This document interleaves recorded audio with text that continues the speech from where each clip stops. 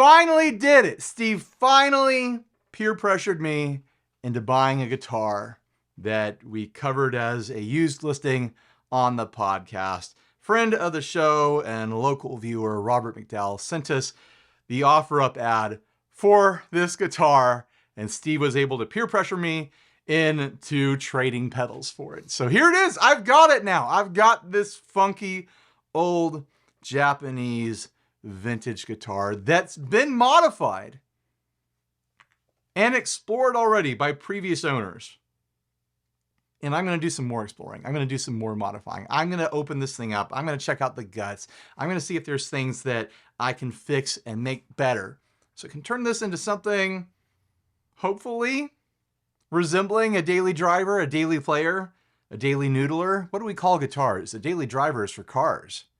But what about guitars? A daily noodler? I don't know. I kind of like that. So anyways, I'm going to show you its current state to document it right now, and then I'm going to crack it open and start making some modifications. I have no idea how far I'll get in this video. So anyways, I'm going to go tip to tail like I tend to do when I'm showing off guitars. The headstock is one of these long boys. I love these old vintage guitars where they're a short scale, but they make up for it with an extended headstock. There's so much open space on this. It could have been an 8 or a 9 string with how much space there is in between the tuners. But there's something fun about that. It's a fun vibe. You've got a harp up here beyond the nut. The previous owner or an owner before him or before him or before her and so on replaced the vintage tuners with modern closed-back style tuners. They're nice and smooth, no problems there. Someone refinished it. I have no idea how many previous owners this guitar has had. I mean, it is from the 60s, maybe early 70s. The list could go on and on as far as how many hands have touched this, or maybe I'm the third owner. I know the previous owner wasn't the first, but maybe I'm the third. It's totally possible. But they completely refinished the neck and the body. It's a home job.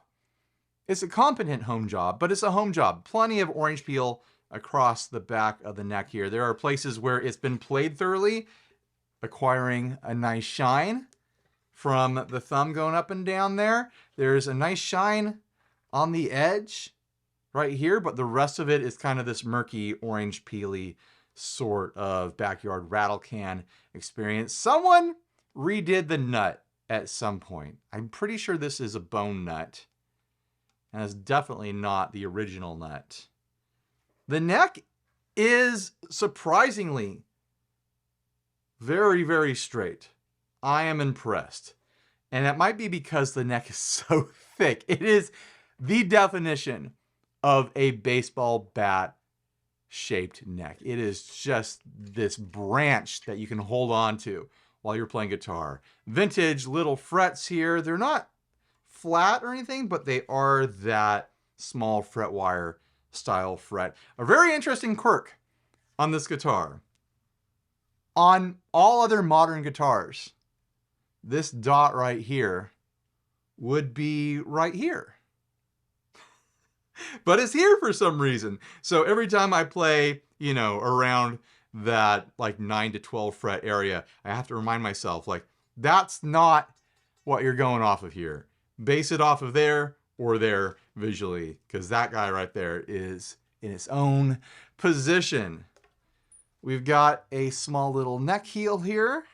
Small neck heel for your big neck going into a thin body. There is some battle damage on this body. Something I'm a little bit sad about is that, this body has been refinished. I like the color. I like the color a lot. It's not neon, but it is this kind of like bright green.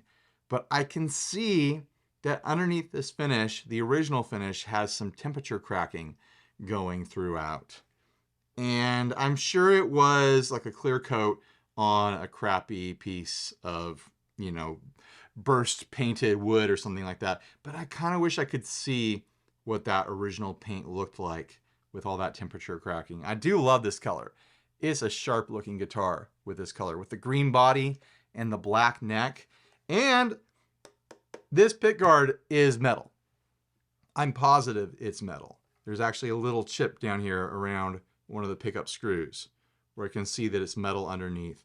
I worked on a Gaiatone for a friend years and years and years and years ago that had a metal pick guard, and I thought it was really cool. I'm debating whether or not I'll dip this thing in stripper or something like that, some sort of chemical, or just attack it with a sander and take it back to metal. But I have to admit, the black on green looks pretty great. It's an attractive combination there, the black on that green. The pickups are one of the reasons why I got pushed over the edge. They're just a funky old looking pickup that happens to have blue moto inside right there. I've never seen that before. I love the look. How do they sound? Definitely not a modern voiced pickup. Not a lot of output there. It might be having something to do with the circuitry. We got 4 switches here. I think the first 3 are supposed to be on and offs for the pickups. The neck does not seem to function, but the middle and the bridge do. And then this thing right here, I was hoping it would be like a strangle switch on a Jaguar where it gets super crazy bright. No, it gets super crazy dark. That is your only tone control, and it goes full dark jazzy on you. We've got 3 knobs. I know this one says tone and that one says tone, but really it's neck volume, middle volume, and bridge volume. There's no tone knob here. It's all volume controls to your output. We've got a wiggle stick situation. It did not come with a wiggle stick, but like I said, I'd worked on a friend's Skyatone years ago, and it had pretty much this same exact style trim on it. And so I was already familiar with the fact that, strangely, this trim design takes a pretty standard Strat arm. So you can just take a Strat arm, screw it in there, and it works. It's not visually something that belongs with this guitar, but it functions. It functions just fine. If I fall in love with using that wiggle stick on this guitar, which I kind of already have, even though it goes wildly out of tune, I might track down something that fits the look a little bit better. But I don't know. I'm kind of fine with this being a hodgepodge. It's already there. I'm not having to worry about defiling a vintage instrument in its natural state. This thing is starting out heavily modified with refinishing and new tuners and things like that, aftermarket parts. By the way, on the headstock, there is a Conqueror badge. These types of guitars got sold under all sorts of badges. The previous owner seemed to think that this was not the original badge, that someone just found whatever and put it on there. He might have even done it. I can't remember the conversation exactly, but I'm pretty close to certain that this was originally a Teisco branded guitar. The bridge is a huge issue. This is something I need to explore. First of all, the break angle is really super duper shallow on this thing. And the action's already a bit high, so I can't raise the action without shimming the neck. I'm going to try to shim the neck to get any sort of break angle against these saddles here. Also, the width of how the strings connect to the trim is tighter than how I'd want them to be across the bridge, and it pulls the strings in really easily.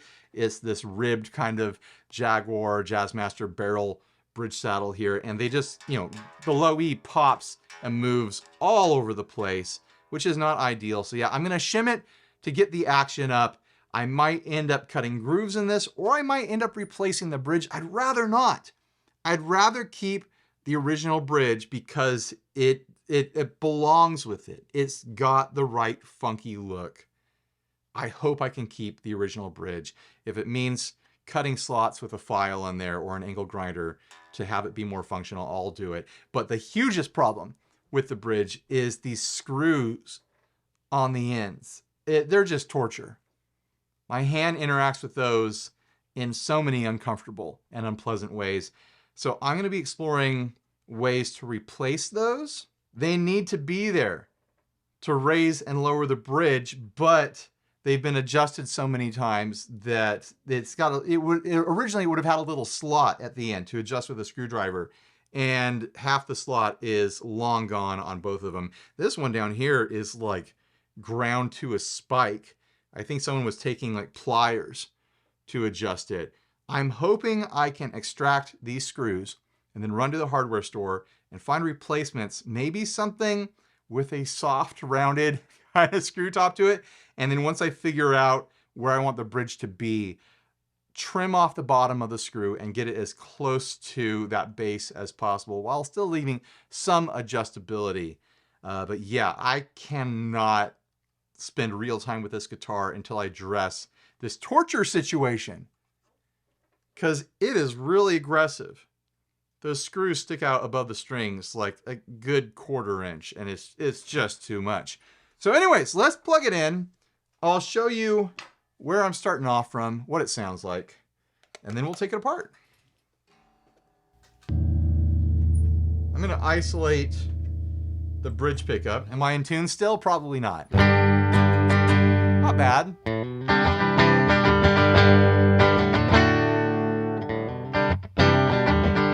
It definitely has that 60s student model kind of vibe to it.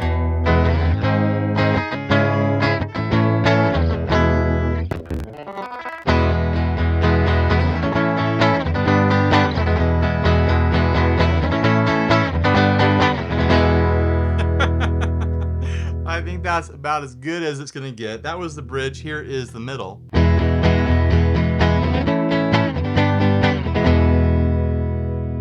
And then here is the neck. The knobs on this are really stiff, by the way.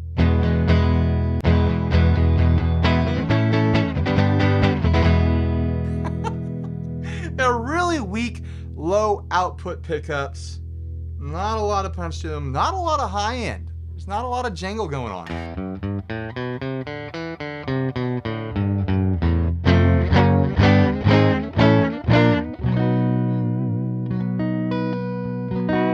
With the strings popping in and out of the saddles, there's very little tuning stability too. I have a feeling that trim is fairly tuning unstable as well. It probably doesn't return to where it started very easily. It feels nice though. It's kind of floaty like a Jazzmaster trim.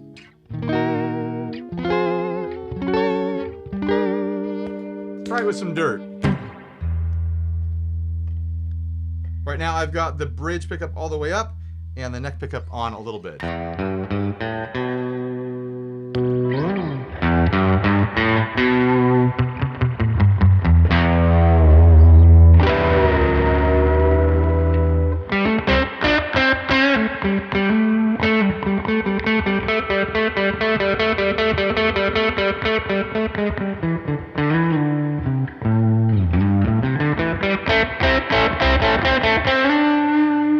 It's definitely got a vibe to it.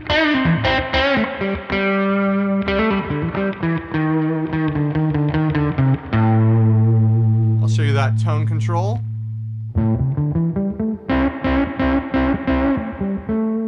Dark. It's like full-blown tone rolled all the way off with that switch on. There it is with the bridge killed. And then that switch doesn't work on the neck, so I'll roll back the neck. Show you, yep.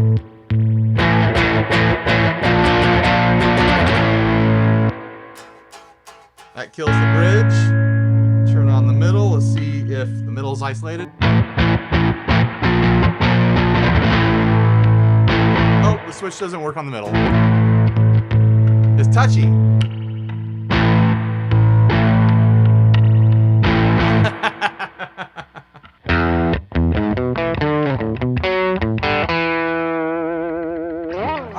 I'm going to take some photos to document a lot of those little details and issues, and then I'm going to start taking it apart. Have a look at those guts.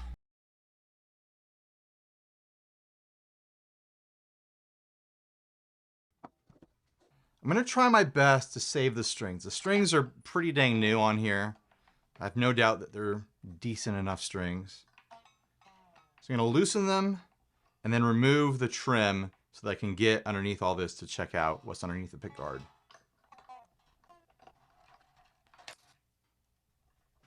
I usually put this capo on the neck to hold down strings when I do stuff like this, but it's not big enough to fit around the neck.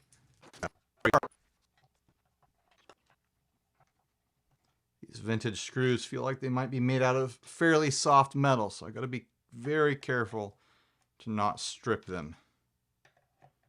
the fact that they seem to be originals is pretty impressive. And these types of guitars just get mangled over the years. People doing all sorts of dumb stuff to them, trying to make them playable, like I'm going to try to do. I really don't have the highest hopes for this to magically become, you know, some sort of awesome modern playing guitar. But I am enjoying the thought of having a project right now. Having something funky and not currently commercially available to work on the channel. So much of what I do is, you know, product demos and stuff like that. And checking out newer things that I think you guys might be interested in. It's fun to have a little palate cleanser. Do something different. Try to save a lost cause. We've got the grounding wire right there, attached to where the trim would be. This guy's not going to pop out on his own, so holding the bridge down. We've got a grounding wire.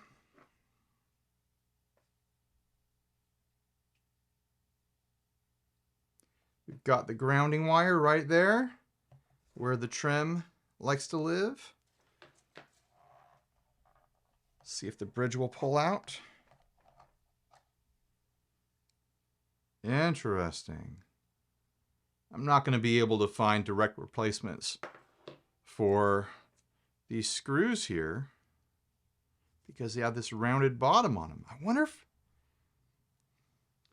if I could reverse them and have that be the top of the screw and then grind the ends down to be a little point for it to pivot on like a Jazzmaster bridge. You've got a thimble here, like you'd find paired with a Jazzmaster bridge or a Jaguar bridge. I wonder if I could drop in a regular Jazzmaster Jaguar bridge. I know I have one here. Wow. Huge swimming pool route. Yikes. Might have to snip the ground wire to take a peek at this. It's very tight. I'll redo that ground wire anyways. Wow! Look at this pickup assembly. What is this plate all about? Oh, it's the mounting plate for the pickups. The pickups aren't mounted to the pick guard. Well, not properly to the pick guard. It's mounted to this metal plate. Wait. I'm not sure this pick guard is metal. I think it's a moto or something like that. It looks plasticky. What an interesting way of doing things. This big old metal plate here that its purpose is to be the ground for various things.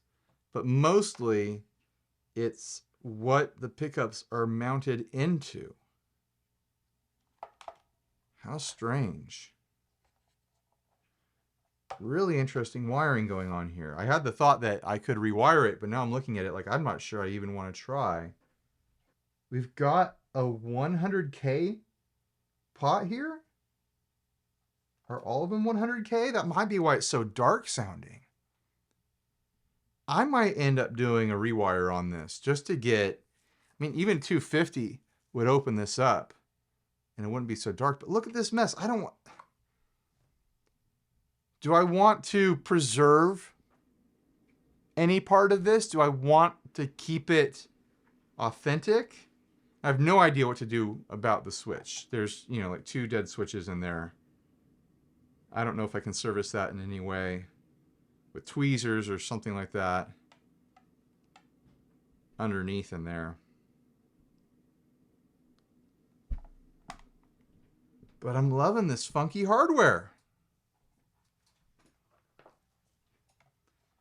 I want to pull out a pickup and take a peek at it from the back. But I'm not sure there will be enough slack on any of these cables here. I'd have to take apart the whole assembly to pop them open. And it looks like they're closed back anyway, so I'm not going to mess with it. I was hoping that they would be kind of open back and I'd be able to, you know, like if there was a magnet on there, just like pop off the magnet and then try different magnets on the pickups to see if we could get more output. But I think those 100K pots are probably the biggest issue afflicting the tone of this guitar, afflicting the tone of those pickups. Because like a cheap import pickup like that, not cheap, but you know, like a funky import pickup like that should be bright and thin and nasal, right? Shouldn't be dark. Man, I do not want to deal with all that right now, though. Apparently, I only have one 250K pot in my parts drawer, and it's a little miniature guy here. I kind of want to test it on just the bridge pickup to see if that'll get me brightness on the bridge. I just want to have some bright nasal spaghetti western sounds at my disposal. I do have a bunch of 500Ks, but that's kind of overkill for these, I think. I doubt these pickups have the output to really justify a 500K. All right, I'm going to grab the soldering iron and make it happen.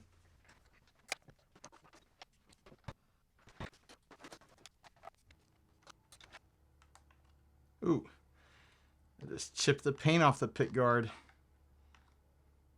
Maybe if that's not hard to do, I'll chip all the paint off the pick guard. See what kind of like fun vintage plastic is waiting for me underneath there. But that would be a project for a totally different time. I'm not going to spend the time doing that right now. Maybe if I make this guitar playable enough, I'll just chip off on its own anyways.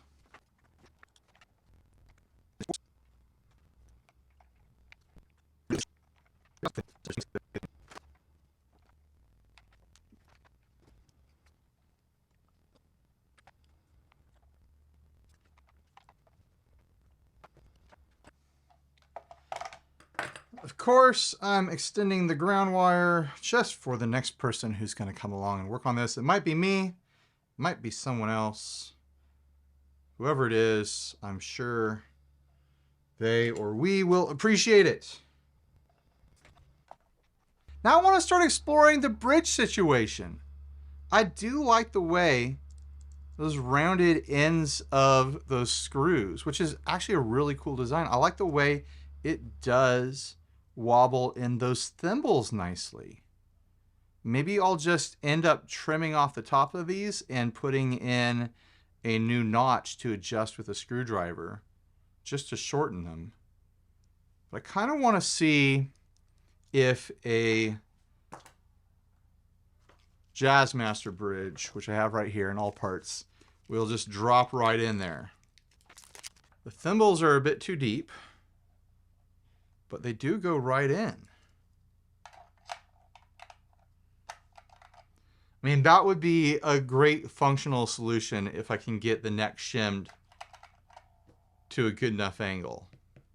But I think I'm going to explore shimming the neck first with the original bridge to see what kind of results I can get.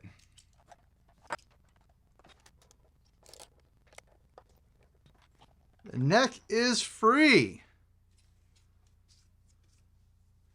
I'm sure the only other person to do that was the person who refinished the whole thing. So what am I going to use for a shim?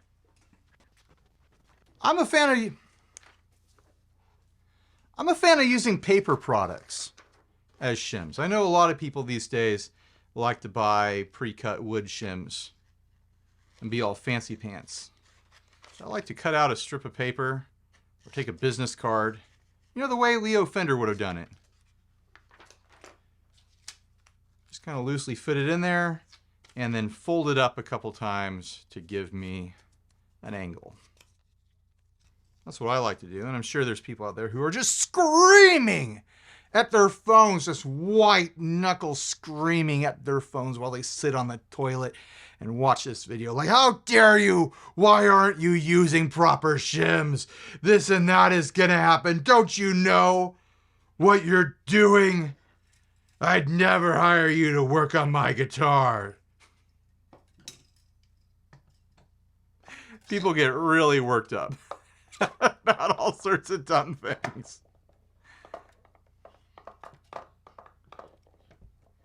That should actually be a fairly decent shim to start off with. For those of you wondering, yes, the screws just cut right through that paper. They poke right through and bite into the wood. I'm able to pull it tight. I don't need to pre-punch holes or anything like that. It just does it. I'm not going to over tighten this because I don't want to strip anything or crack anything. Just a little bit of a firm final twist. It doesn't need to be crazy.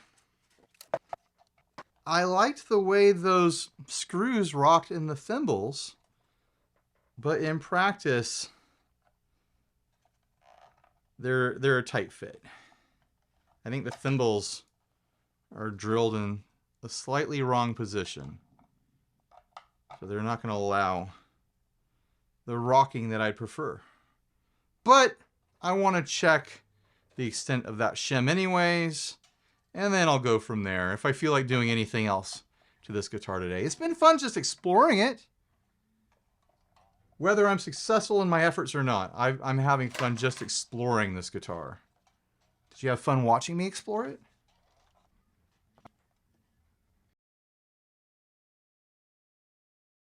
I don't know why I'm screwing the pick guard all the way back on. Like, there's a chance that this won't work at all after my monkeying around.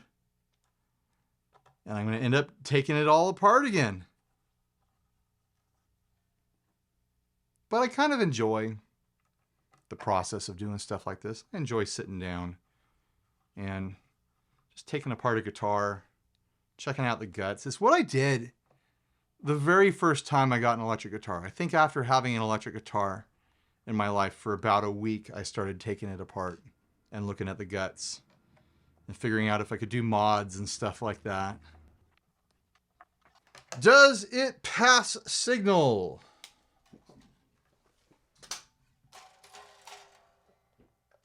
It does,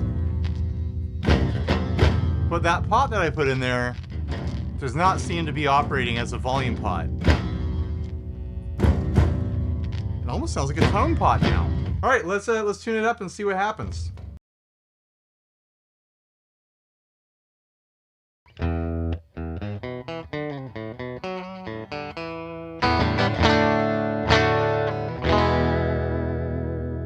Still sounds pretty dang weak and murky.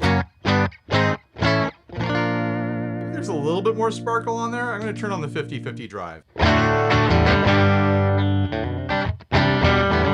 It's not easier to play, I'll say that. I raised the action on the bridge quite a bit, and the shim did not completely make up for that, so I'd have to get a lot more aggressive with the shim. But there is a break angle against the saddles now. It's not completely flat the way that it was. I'll document that right now with a photograph. There is now a slight break angle.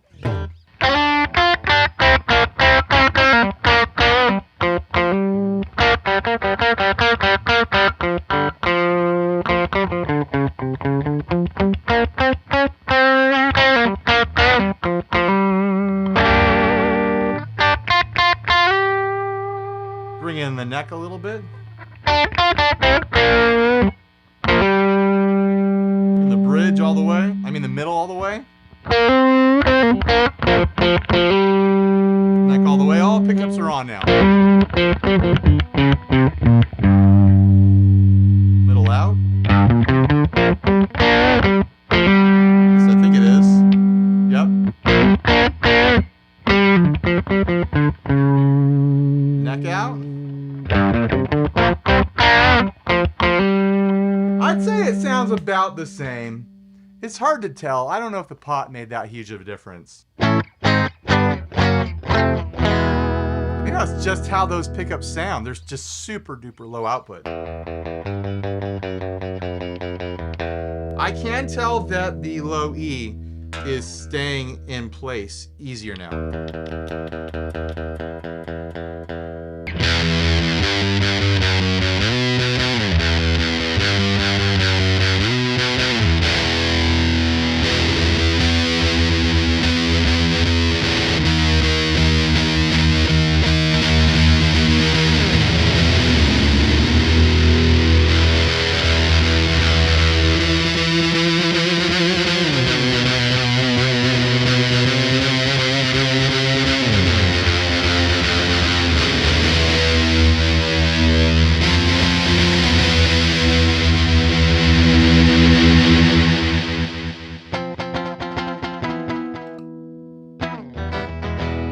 It likes fuzz. We know that. I mean, it's the guitar of the 60s or the early 70s. Not totally sure on the date. Actually, look at this guitar. Study it. Study the pick guards. Study the pickups and the hardware and the bridge and the switches and stuff like that. See if you can do some sleuthing on your own. I tried to do some sleuthing to figure out the exact model. I found some Teiscos that were very, very similar, but not quite. Similar, but not quite. I'm very curious if anyone out there can track down the year, the model number, things like that. I don't know. I have faith in you guys. I know you can find that information. So what do I do now? I think the rest of my journey with this guitar is going to be off camera, just dialing in the shimming of the neck, exploring what I can do about these bridge posts that are just jamming into my flesh and digging at me. Now that I've raised the bridge, it's not as bad as it was. I think if I want to keep it stock, which I would prefer to do, I can raise this a bit more with a shim. Then I can lop off the top of these and smooth them a little bit with some sandpaper, and then maybe grind in a new little slot there for adjustment. I think that would be the way to go. But other than that, what do you guys think? Is this a worthwhile project? Am I in over my head? Is this not something that I should even be wasting my time on? I don't care. I'm having fun. I'm glad I have it for the time being. Maybe I'll fix it up and then sell it or give it away to a friend or a viewer or something like that. I do want to swap these knobs. Let's have that be the end here. Let's find new knobs for this guy. And then that'll be the end of the video.